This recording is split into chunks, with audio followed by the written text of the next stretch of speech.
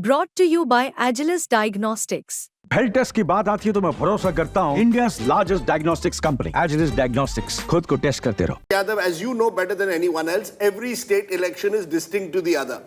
Just 10 months ago, we had elections in other northern states. BJP swept Madhya Pradesh 2/3, came back to power in Chhattisgarh, and managed to wrest power in Rajasthan as well. Also all Hindi heartland states. Then you had Lok Sabha, where the BJP still was the single largest, while suffering blows in Uttar Pradesh, Rajasthan, Haryana.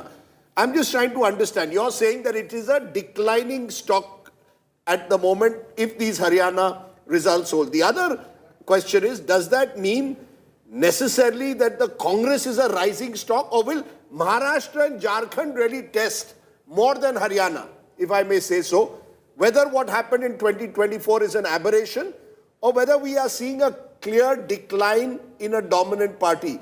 Would you press the pause button and wait for Maharashtra before you say it's a declining stock, or are you saying it today itself?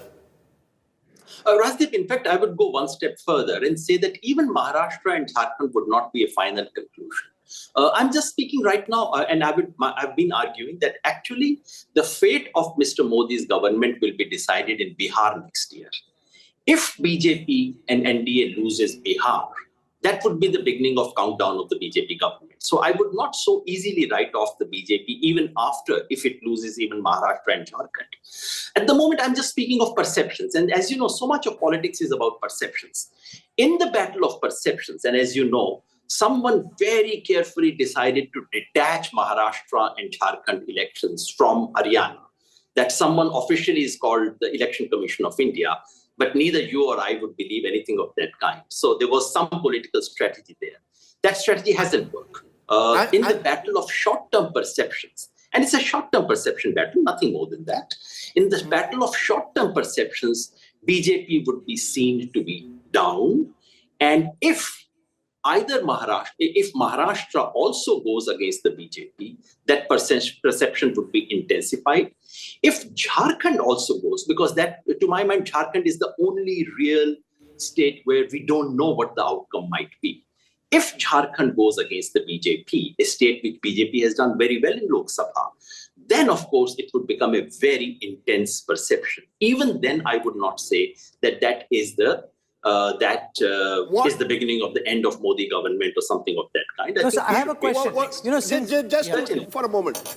If what would have changed? Perception is one thing. Perception sometimes mirrors reality as well. As I said, Dalit vote seems to be shifting away from the BJP. If these numbers hold, clearly in Haryana, a large section would have shifted away from the BJP. What, according to you, is the change? Forget perception for a moment. In reality, what has changed in 2024, according to you?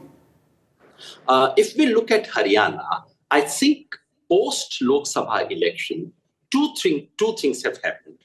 One is the overall perception of Congress being a possible and real alternative has strengthened.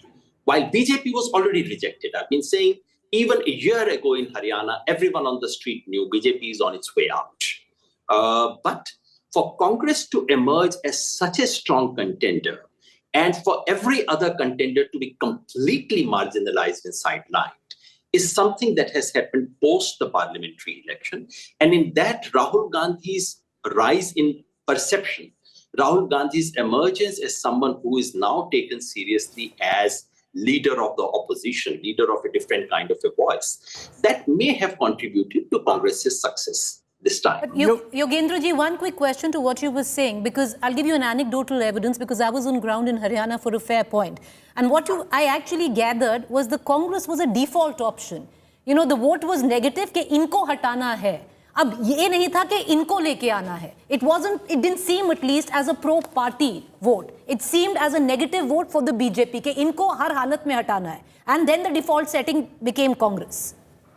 I partly agree with you, PTG, because when the results come, I'm sure Congress leaders will take all the credit and so on, and that's legitimate in a sense. But the simple fact is that almost a year ago, more than a year ago, honestly, after as I said, the government was born in bad faith, the second government of the BJP. farmers' movement really broke the ethical, moral legitimacy of this government.